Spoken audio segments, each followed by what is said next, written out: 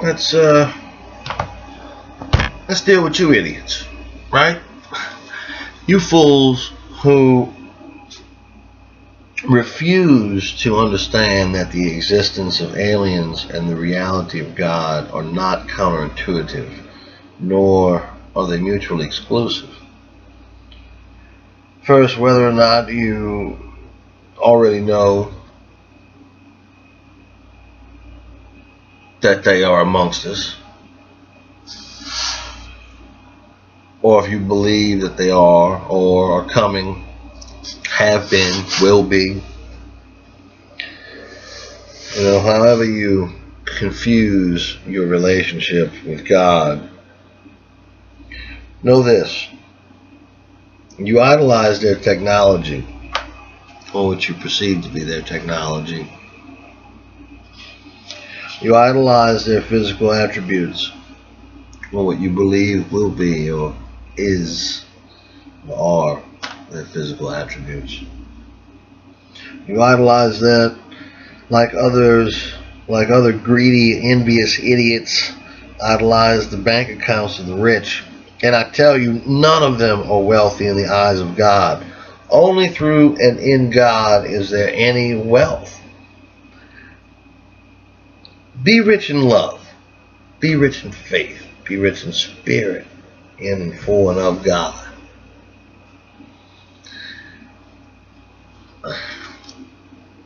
We'll get back to that. You think that your neighbor is more or less of a man because he has a faster car, or because he can run faster, jump higher, see better, run for longer, his car goes further or over different terrain, or because his house is bigger, or because maybe his house floats. Huh? Maybe it floats and flies. Does that make him more or less of a man, as you know what a man is to be? Of course not. Of course not. You know better. Your spirit and your heart tell you that a man is no more or less of a man than you because of his technology or his knowledge or his abilities, but rather you know every man is more or less of a man by the love they have in their hearts, by the love that they have in their souls. That's what makes them a man, or not a man. Not what car they drive, not what spaceship they fly, not what dimension they come from or what dimension they're going to, but the love in their hearts make them a man, make you a man. Why do you think that they could be like you? Why do you think that they would love? You project that onto them. We'll get back to that. The ability to love is part of what makes every man a man. And any man who would deny love is already dead. A spaceship, mothership, cool technology, and gadgets, maybe even superpowers, none of these attest for love. The love is in your heart, not in any of those things. Well, why is it so easy for man to understand that aliens have abilities that man does not? But it is so difficult for man to understand that he has abilities and things that the aliens do not. Just like it's easy for a man to understand how men lie to one another, but it is difficult for a man to understand how he lies to himself.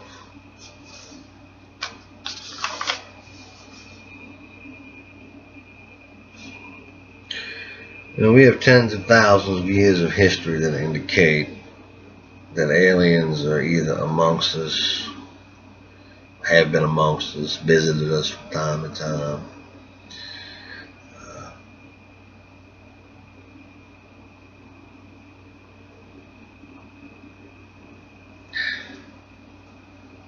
And we have learned through advances in our own technology that, well, just because we go from horse and buggy to Bentley doesn't mean that we love any more than we did when we had horses and buggies. We got a smoother ride now, much more comfortable. But it doesn't mean that we love anymore or less. It doesn't mean that we are any more or less of a man because we have better technology. We have longer life expectancies now. Doesn't make us love any more or less to just have a longer life expectancy than we did 100, 200 years ago, 300 years ago, so long.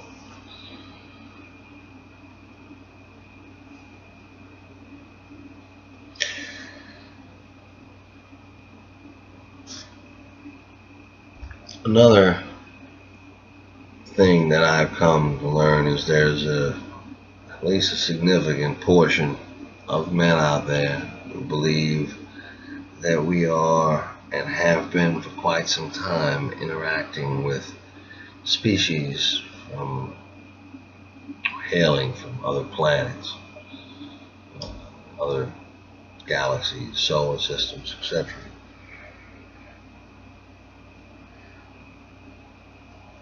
And they question these relationships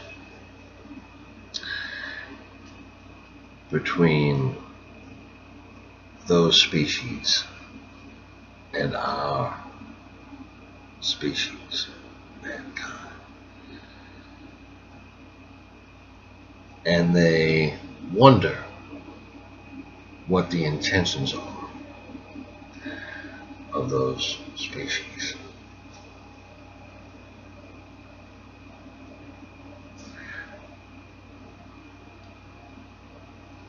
As they should wonder what the intentions are. But think about it like this. You guys who are fooling around with the aliens or think that you're going to fool around with the aliens. If they loved you, they would be giving you love now. They wouldn't be holding truth from you or from the rest of humanity if they loved you. For all that technology, they would, if their understanding of love corresponded to their level of technology relative to ours, then they would not hold truth from any one of you. They would not barter with you for their technology, be that technology that can save lives or technology that can destroy lives. If they loved you, they would not be bartering with you at all. They would be giving.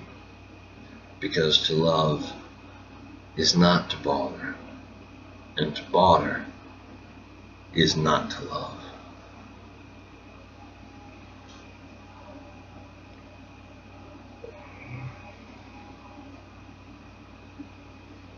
Think of this. We have learned from our recent advances in our communications technology that the ability to share ideas and thoughts so quickly, that at the speed of light,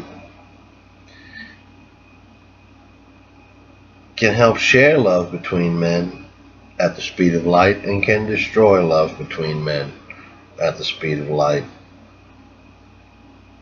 And where truth brings life, lies bring death.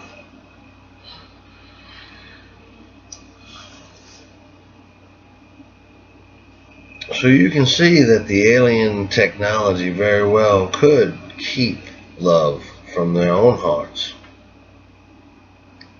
if they were so capable of it, just like man's technology today is serving to dim the light of love in man's heart. Look at those cell phones everybody has. And as connected that those cell phones bring you to the world, they seem to disconnect you from the individual, from the person sitting right next to you.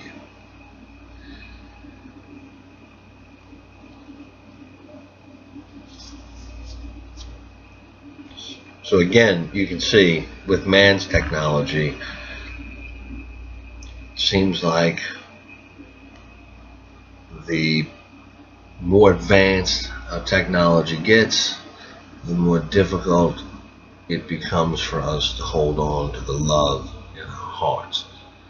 And as such, when you encounter, say, an alien race with such superior, or races with such superior technology, why would you believe that they would have withstood the temptations of that technology and emerged from it with any love in their hearts? And so,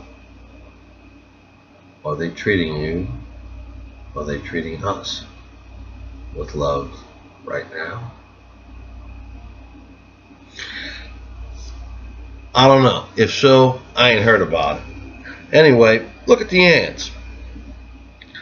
No, really, look at ants. All the different types, same way, the same colony, all the different types, the workers, builders, soldiers, the queen, they're all interlinked and connected as if they were of one consciousness. But not because they love one another, but because they are obedient to one another, obedient to the rules of their order. And all that massive organization and communication, there is no love, only obedience. Again,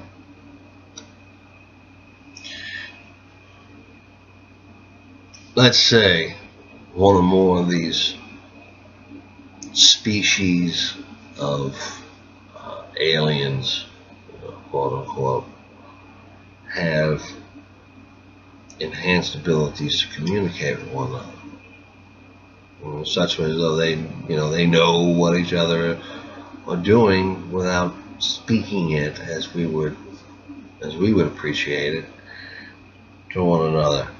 Does that mean that they're superior? The ants do that. You don't think the ants are superior to you, do you? No. It just means that they're listening for it. Doesn't mean that they have any love in their hearts. Doesn't mean that they have a heart at all. Not like we do. And that's one of the lies, is to convince man that there's nothing special about him. But there is, because of all the creatures that have been created by God. Only man is created in his image. And that is why Jesus, his only Son, is the Son of Man. Take the journey in your heart. I'll say it again, I'm going to say it later. Whether tomorrow is the end of days or just the end of your days, your time is running out.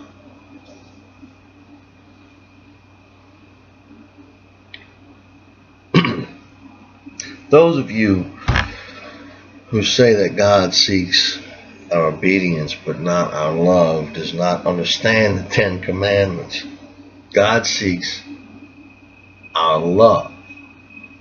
The way to love is through keeping the 10 Commandments.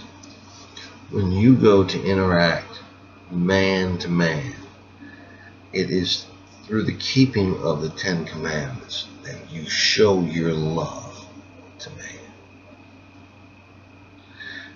If you took two men that didn't know anything about the 10 Commandments, and you saw how one man loved with all his heart the other man, then you would see the keeping of the 10 Commandments in that man's actions. Don't you understand the Ten Commandments is our instruction list on how to love? Like a list. And Jesus is our living example of how to complete that list. Imagine this. Imagine or analogize, if you will, to love and to tie a very complicated knot. So to love is to tie this complicated knot. And you have in front of you a list of instructions on how to tie that knot. That's a very difficult thing to do if you ever tried to tie a knot from a list of instructions. A complicated knot. One of these mariners, sailor, fancy dancy knots. Anyway, try to tie one of them from a list of instructions and you're going to have a rough time of it, right?